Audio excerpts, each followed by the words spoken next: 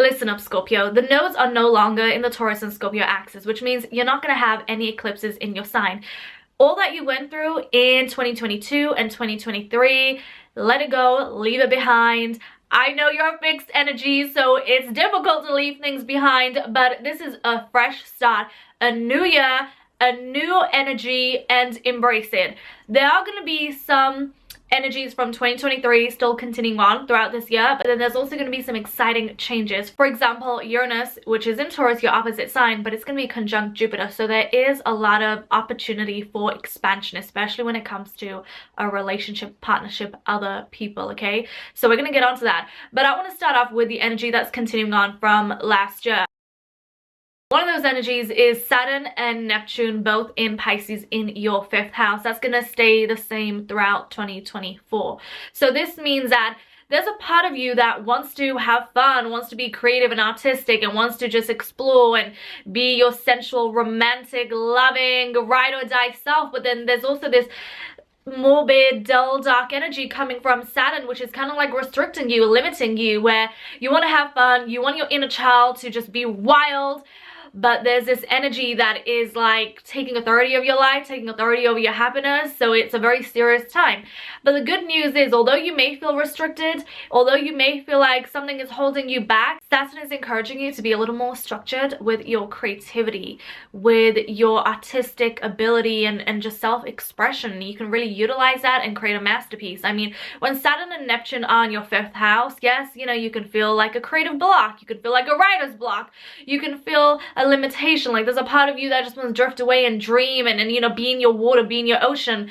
But Saturn can really help you utilize your gifts and talents. Okay, so be a little more structured, be a little more disciplined. And I know that's difficult because as a water sign, you just like to flow, you know, flow with your inspiration, your creativity, your art, your thoughts, your emotions. But if you work with Saturn, you can create a masterpiece. Okay, so that is a good energy to have. It's not that bad in comparison to Saturn and Neptune impacting others. Okay, so embrace that because you can really create a lot of magic. So as I was saying, Uranus is going to remain in your opposite sign, Taurus, in your 7th house, making relationships unpredictable, making them sometimes a little chaotic, or just, you know, you want a lot of freedom, you want just a change, a shift. Maybe somebody new is going to come into your life. Maybe you've gone through a breakup. Like some of you guys have already gone through this energy, but Jupiter is also going to be conjunct Uranus in 2024 on April the 20th at 21 degrees. So if you have any planets in Scorpio or Taurus around 21 degrees, like this is going to be a very transformational time for you in terms of relationships. Now this can be a romantic relationship, this could be a soulmate type of relationship, a marriage, a business partnership. There can be a huge change, like somebody new can come into your life, somebody you've been waiting for, patiently manifesting.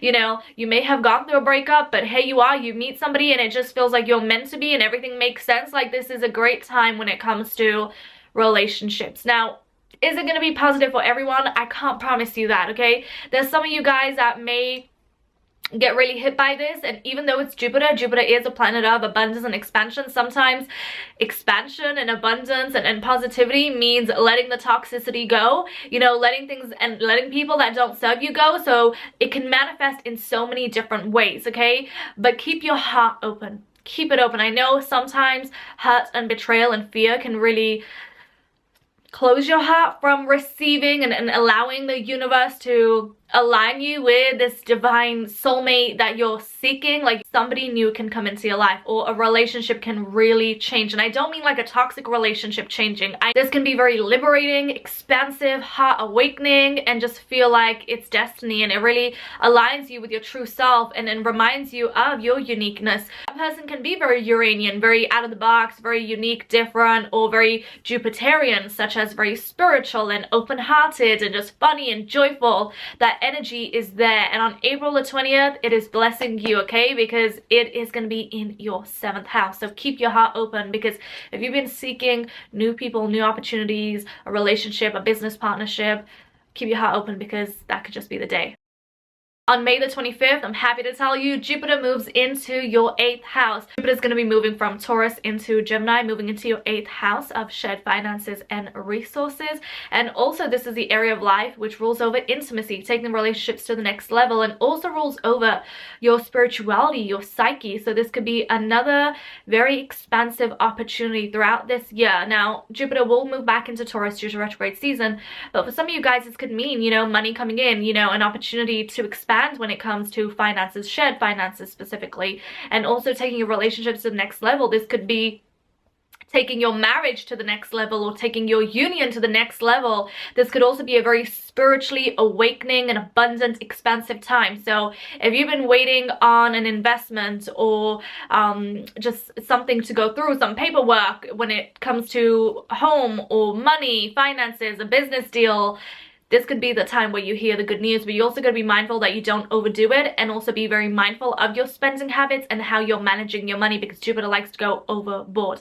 But there's also a great time for your psyche, for really working with your spirituality and, you know, really expanding in that area of life. Like, you can really expand your crown chakra and your kundalini energy with this placement. So good energy coming through for you, and you deserve it. In 2024, Pluto will be moving into Aquarius on January the 20th, but it's still going to go back into Capricorn due to retrograde season.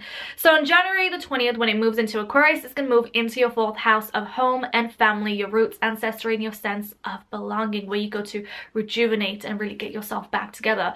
So with Pluto in Aquarius, there may be some family drama, or you may feel like you need freedom or just independence. You need to break out of your family because you just feel like you're caged, because Aquarius is an energy that rules over freedom and innovation and independence and change, and it can be very unpredictable. And Pluto is about transformation, so you may feel like this area of your life needs transforming. Maybe you feel like you need to move homes, or maybe due to circumstances you have to move homes. Your sense of belonging is going to get really triggered during this time. You're going to seek close relationships, and you may try to seek and find that home through community, through friendships, through relationships. Like, you're going to be wanting to really find your soul tribe, soul family with this energy. You're ruled by Pluto, so you know the intensity that it brings. So there can be some family issues or old ancient triggers that come up that need to be healed. This is a great time to heal those shadows, heal those ancestral patterns and karma. Like, Pluto will address all the issues. It will bring them right up to the surface. You're going to have to face them, but then you also have the opportunity to do something about them, to be the chosen one, to be the shadow worker and heal them, and it starts with you. Let's take a look at the nodes. So the North Node is going to be in Aries in your 6th house of health, wellness, and work. And the South Node will be in Libra in your 12th house of past lives, your subconscious, your dreams, your sensitivity, and your spirituality. So this is a time to let things go, let the past go. Like, just naturally, you may not even know that you're doing this consciously, but your higher self is going to help you to really let the old emotional baggage go, so you can find your true inner peace. It happens very subtly, like behind the scenes. It's when you're sleeping, like you're navigating through a lot of that South Node energy. And for you, this is going to be really strong because it's going to be in your 12th house of dreams, you know, of the subconscious. So naturally, a lot of emotional baggage, you're going to be purging it. And you're going to find yourself focusing on your health and your wellness, your body, and also your work. And the thing is, you know, a lot of emotional baggage and trauma, we're holding it within our soul and our body. So when we are releasing it, when we're purging it out, we feel that in our physical body. You know, they are one, they are intertwined. So focusing on your health, your wellness, you know, doing the yoga, doing the meditation, going to the gym, taking care of your body by nurturing yourself with good, healthy food is going to do wonders for you. And your higher self wants you to focus on that too, and also be very structured and disciplined with your life and your work and really get things done, okay? Tap into that Aries energy, and you're very familiar with the Aries energy because you share Mars together, and get into the spiritual warrior energy and take control of your life, which you already do obviously, and seek to be the best version of yourself through the 6th house, through taking care of your health, your wellness, your well-being, and prioritizing your work and being of service to others. The more you are in service to others, you also balance a lot of karma through that as well. Let's take a look at the Scorpio full moon, which is finally not a lunar eclipse. I mean, 2022 and 2023, that was a lot, you know, I mean, what's new? But on April the 23rd, you have a full moon in Scorpio at 4 degrees. Now, this is one of those full moons that is, again, going to give you an opportunity, open the gateway to release, let go, purge any emotional karmic baggage that is no longer serving you. I mean, you can always work with that energy during full moons, especially the Scorpio full moon. Like, it's always going to be pivotal for you throughout your life, regardless of where Scorpio is in your chart, what planets you have in Scorpio, what degrees those planets are in. This is always going to be a very sensitive time for you, and you will feel it through your body, your mental body, physical body, spiritual body, emotional body. Uranus will be conjunct Jupiter during this time, so letting something go may just mean something new coming in. You know, it is a balance of energies. When one door closes, another door opens. So even if you go through something that may feel like you took a loss, it's like if you think about relationships, sometimes when you break up with somebody, you feel like you lost them out of your life, right? But then time goes on and you meet somebody new and just your life fills up with so much love and joy and everything you prayed for, and then when you look back, you're like, actually, I didn't lose anything. I actually won. I won by restoring my peace. I won by letting that drama, letting that pain, letting that hurt go away.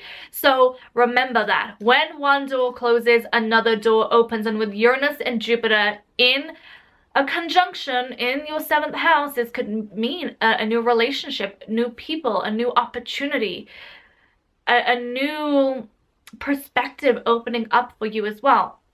Now, with this full moon, you gotta also be careful because the full moon will be in a square with Pluto, okay? So that's something to be mindful and cautious of. That's a very, risky energy, so just be mindful of that you don't do anything that's risky during this time. The best thing you can do during lunar events is just be at home, be in your stillness, be in peace, be in balance, tune in to your energy, tune into your heart space, and go into the portal of love, where you can find all the answers, okay? Because the heart reveals much to us when it's in alignment. So just avoid any type of chaos, any conflicts, any just arguments. Do not retaliate. This can be a very triggering time, so just stay calm. Mars will also be in Pisces conjunct Neptune, so there can be a lot of just emotional traumas or baggage or just anger and rage just coming up, like things that you're just trying your best to control, hold onto, not show anyone. It can just erupt like a volcano. So you got to be very cautious of your emotions during this time because they can be a little volatile. You can be very sensitive. So practice mindfulness. Tap into the North Node in Aries in your 6th house. Tune into your mindfulness and just focus on what just needs to be released. When you clear away what doesn't belong, you make room for what does, okay? So this full moon in Scorpio is going to be an intense one per usual. So mindfulness is where it's at, and there's also a lot of opportunity here for spiritual enlightenment. Ask for guidance and you will receive it, okay? November the 1st, we have a new moon in Scorpio at 9 degrees. So again, this is gonna be a very sensitive time, a very triggering time as well, and also a very risky time, a very, I mean, the best thing you can do also for this new moon is be in stillness, be in your safe space, be in peace, be in tranquility, because it's going to be a very testy time. Like, the pressure's going to be on. We have Pluto and Mars in an opposition at 29 degrees. It's a very critical degree, so a lot can go on during this time, okay? So be very wise, be very sensible with your energy. Be one step ahead, because actually be 10 steps ahead, which you always are. This can be a time where you feel emotionally triggered and you may say something or do something that you are going to regret later on, okay? So tranquility, serenity, find your paradise and be in that safe space. This can be a very the phoenix that rises from its ashes type of moment, a very death and rebirth moment. So a lot of you can be very tested during this time when it comes to just life, emotions, relationships. Look at where the Capricorn and Cancer axis also falls in your chart, where 29 degrees of Capricorn and Cancer falls, because that area of life, wherever that is in your chart, can go through complete transformation. But as this is the annual new moons are all about setting your goals. They're all about planning, preparing, you know, setting your intentions. So utilize that energy, be the alchemist that you are, focus on what you desire, plant those seeds carefully and then with a pure heart and pure intentions. And this new moon can also trigger Kundalini awakening, you know, waking up to different parts of you, different parts of your awareness and in consciousness, your chakras, especially the sacral chakra and the root chakra, really opening up as well if you know how to tune in to that magic, the cosmic DNA within. So Scorpio, as I'm recording this, I actually just saw 22222, okay? And when I look at numbers, I always see colors as well. Like, I've always had that thing since a child, and when I see 2, I see red. And red to me is passion, it's love. I think of a red rose. I think of just so much fire. I think of the sacral chakra, the root chakra too. So have an incredible 2024. Yes, you are going through many changes with Uranus in your opposite sign, but there's also a lot of positivity, a lot of opportunity to grow and expand this year with Uranus conjunct Jupiter, Jupiter moving into Gemini, into your 8th house. Like, financially, this could be a great time for you. When it comes to relationships, you can manifest somebody new can come into your life that is so different, so unique, that gives you your freedom, gives you just so much life and energy and excitement. This could also be a great time when it comes to your spirituality and opening up that crown chakra and going through that Kundalini awakening. Like, this could be such a beautiful, empowering, expansive year for you. Let the eclipse energy of 2022, 2023 just be where it's at, and that's in the past. Look ahead, because there's so much magic waiting for you. I wish you all the best this year, sending you so much love. Make sure you subscribe and connect with me down below. I have so many videos coming up this year. You don't want to miss them. Let me know your Scorpio placements, and I will see you very soon. Much love.